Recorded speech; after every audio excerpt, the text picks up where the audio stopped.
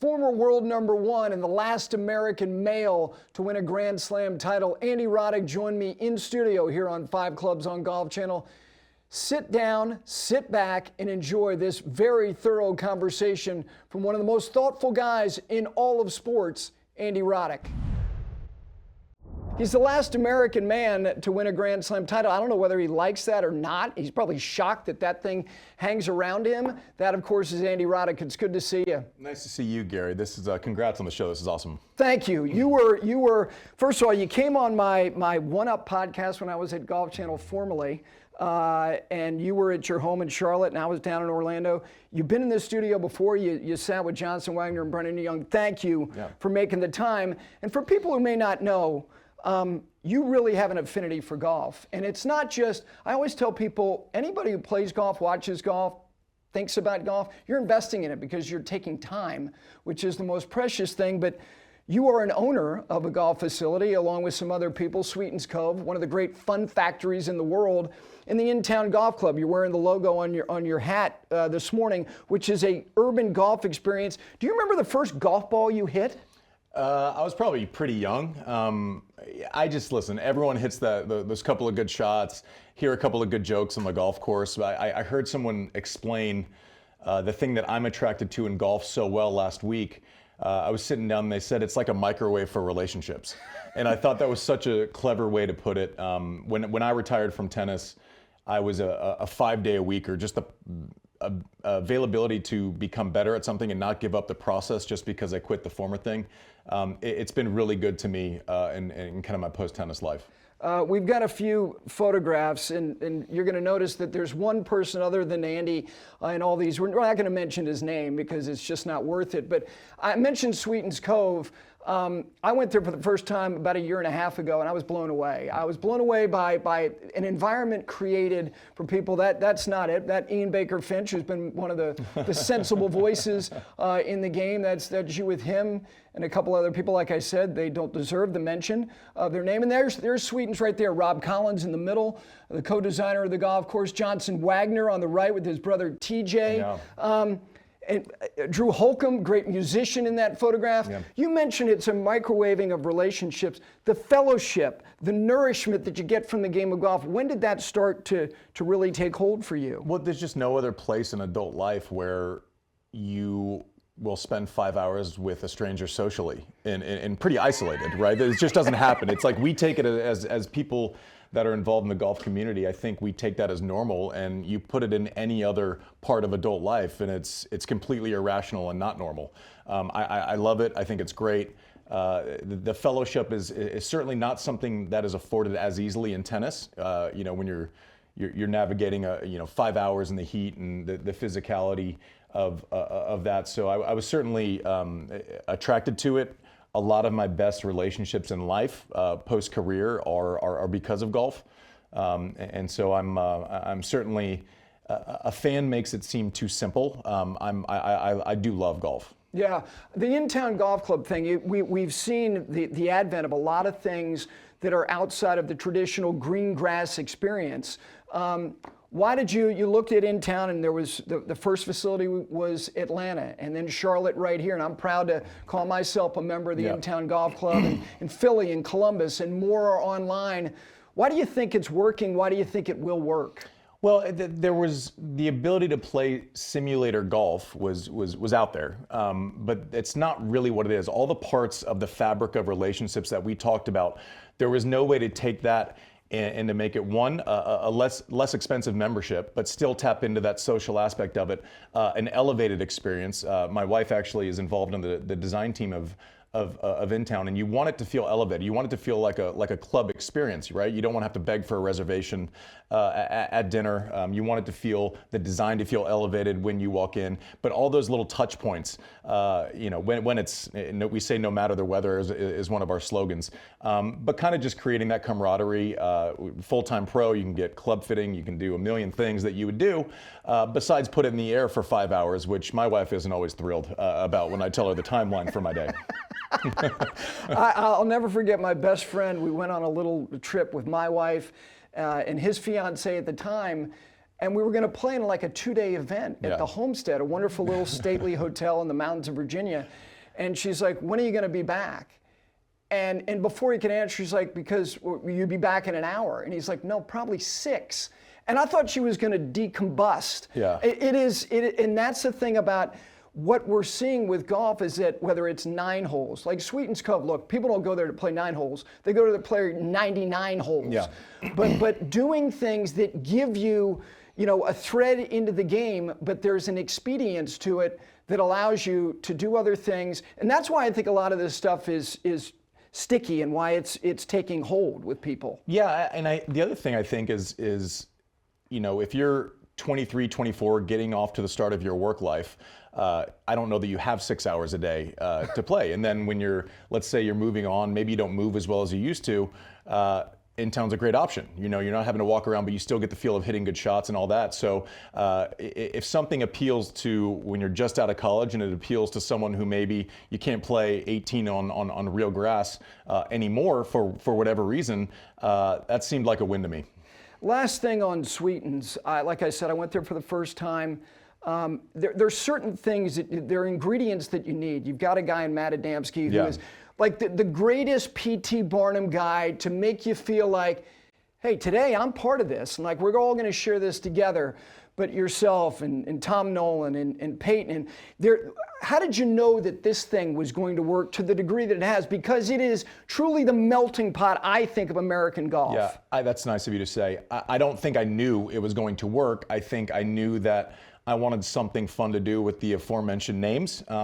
There didn't seem to be a lot of downside. Rob Collins had done an amazing job of creating this fun place where you could get a look at really intense architecture for golf, but not the price point of some of the other high-end public offerings.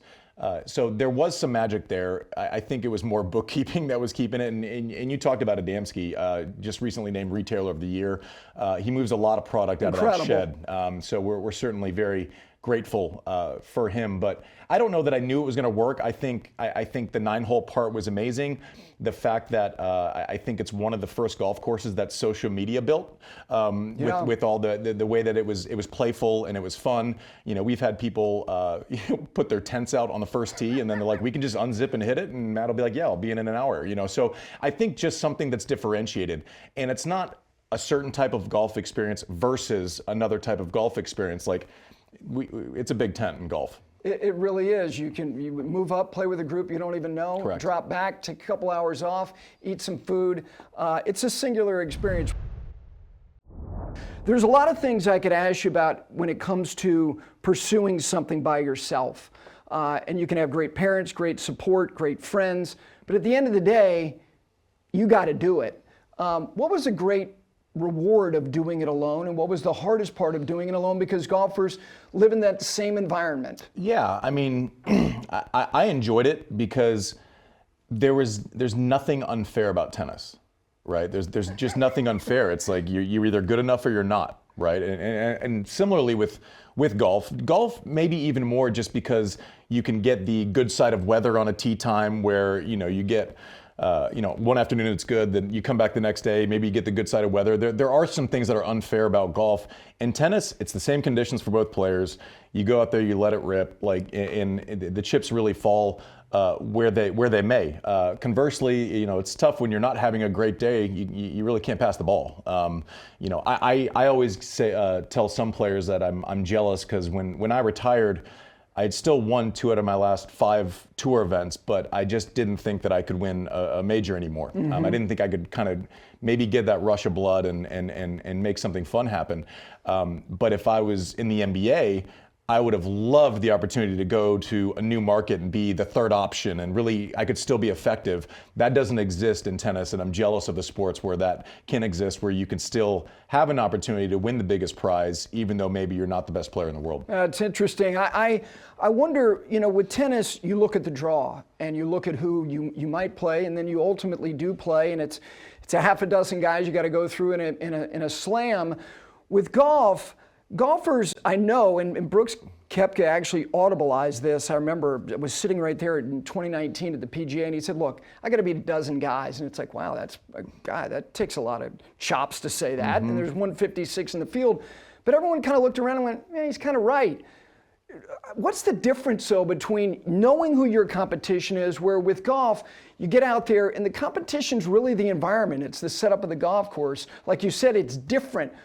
What is the most different thing about knowing I got to beat this guy, his style against mine, whereas with golfers, you look at the field, but you've got to handle the next hole? Yeah, there's a couple things. One thing that we don't have to deal with in tennis is no one can just get a hot putter, right? We're not dealing with someone who's just draining 30 or 40 footers, right? Where the process up to that matters less if someone's just got their eraser out, right? Got their score eraser out. So that's one thing that the best golfer in the world can play a perfect round. Someone, gets out of a bunker, dunks one, makes 3 putts, and all of a sudden you may have lost that day, right?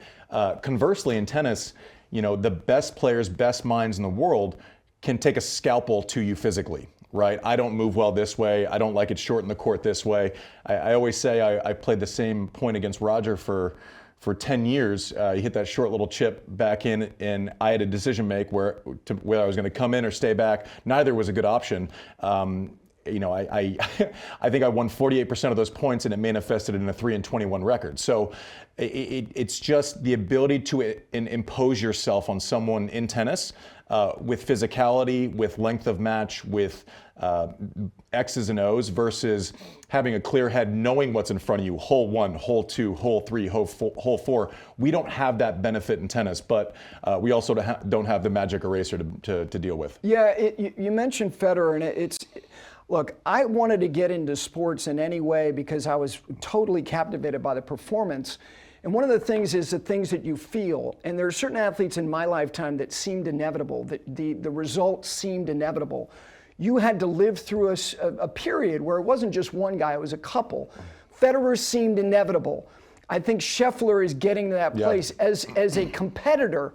Did you feel that? Did you feel, and did all of your contemporaries feel like, I can be as good as I can be, but there's this sense that at the end, it's going to be him, kind of like Djokovic then took from him. Sure. I think what it is for every person on tour, except for maybe, Rafa, Novak, Roger, Murray doesn't get thrown in there enough, and he should, because he had an unbelievable career, especially for that pocket in time. Not the longevity of those guys, because his body gave out a little bit.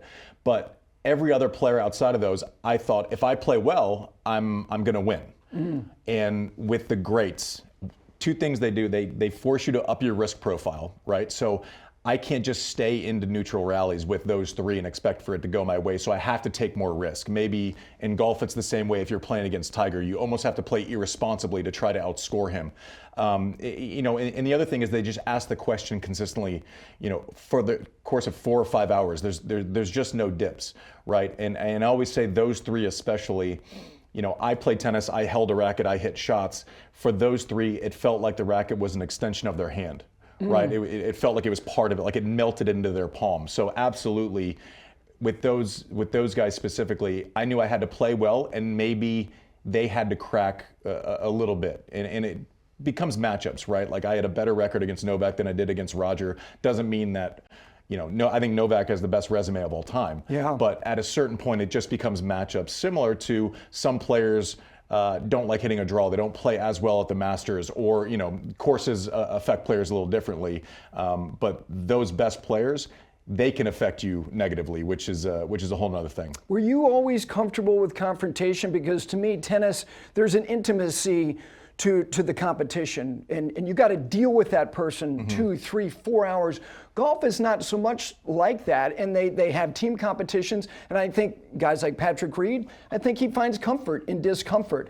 A guy like Ben Crenshaw, who you spent some years in Austin, he's the most cerebral, pleasant, sweetest guy. He never won in a playoff, and I don't think that was accidental. He didn't like confrontation at all. Did you always have some comfort with confrontation? I wasn't scared of it. I think I was okay with it. I probably was better at confrontation than I was trying to hit a backhand. can. So yeah, I mean, I think that's just the nature. It's so weird, Gary, though, because from the time you're 7, 8, 9 years old, it's just what you do. You go out there and you're against one person, and you don't often get into words. It doesn't happen that much, but it's just like, I thought it was normal forever to be in the same locker room before a Wimbledon final and be 20 yards away from the person for 3 hours leading in. And you tell that to other people in sports, maybe even golf has a full locker room the last day. You walk into a locker room on a Grand Slam final, there's literally 2 people in there, right? It's a weird experience. And I tell that to other athletes, like, that's so awkward. I'm like, yeah, I guess it is. Like, with more space, I realize how psychotic tennis is. And I'm going to get you out of here with 5 quick questions, and we got a little surprise for you. The last club you threw, are you a club thrower? Did you have a stretch in your golf career that you ever tossed some clubs? Yeah, I think I've grown out of a lot of my petulant behavior, so it's probably been a long time now. But there's probably like a 5-iron in the woods somewhere. Okay. Is Bob Costas, your dog, still alive? He is. Oh, excellent. Yeah, his 12, bulldogs don't live till they're 12, and he's still cruising. Well, because he's Bob Costas. If you replace him at any point in your life, name the breed and the famous broadcaster you will name the dog after. I don't know if it would be a broadcaster. I like our dogs to have first and last names, just because when the vet calls and they say Bob Costas is ready to be picked up, it's endlessly hilarious. I'm thinking maybe it's going to be a bulldog. We love bulldogs. Maybe Otis Redding, maybe a tip of the cap, somewhere along that. I love that. I think a bulldog named Otis would be funny. All right, I don't know if your wife is watching. She'll get over it because she won't be bothered by this. The girl you passed your first note to in class, and where is she now? No idea where she would be now. I used to carpool with someone named, and I guess the name is a coincidence, or just having this realization that her name is Brooke also, so maybe that's a thing. Brooke Holland is probably like 3rd grade. All right. An item that you would buy at the grocery store that you can't just go and check it out yourself, you would have to go to the cashier, that you would be awkward about buying. I wouldldn't be awkward about buying anything. Anything? No problem. Wife says go get, no problem. No okay. problem. Do you ever go to the cashier, or are you strictly a self-checkout No, guy? I like the interaction. You do? Like, I'm still the person who goes through the line at Starbucks instead of calling ahead. I don't know why. It makes you feel like you're living a little bit. I don't know. Okay, last thing, the golfer, and you watch some golf, who you think, based on their body language and the way that they comport themselves, that you think could be a competent tennis player? Well, I've played with Sergio. He's a really good player. Yeah, I've seen him. Cooch is a good player. Yep. I've seen Scheffler play pickleball. I think the only match that Ben Johns, who's the top pickleball player, has ever lost, he was with John Isner, and I told John Isner, I don't know how you lost to, your partner was Ben Johns, and you lost to a golfer in pickleball. I don't know how that happens. We'll have to have John back on Served podcast to get the answer for that. Yeah, and I will say this to end. I know you have great friends that you play golf with. We have a little video. This is just an example of the people that he shares company with. This is you. I don't know how recently this was at the golf club at Tennessee, and you were on the tee, and somebody is handing you. Oh no, I don't like that. I know exactly who that was. That was my buddy Nat Turner, who has this weird thing with snakes, and as you can see, I don't like snakes. That was best case scenario for Nat, because that was dangerously close to ending in a fist fight. I don't like anything without shoulders. Snakes, gators. That's no a great. Shoulders, That's no a friends. That's a great. I'm taking that line. I like that. Yeah. If you don't have shoulders, I'm not into you. There you go. Thank you for making the time to come in. Cheers, Gary. Happy for you. Thank you so much. And as he mentioned, his podcast, Served, which has gotten off to a fabulous start. Find it on all the digital platforms. Hope you enjoyed that conversation with former world #1 Andy Roddick. For all of our content, visit our website at 5clubsgolf.com, and on all the social handles, it is 5 Clubs Golf, and Monday through Wednesday at 8 a.m. Eastern on Golf Channel.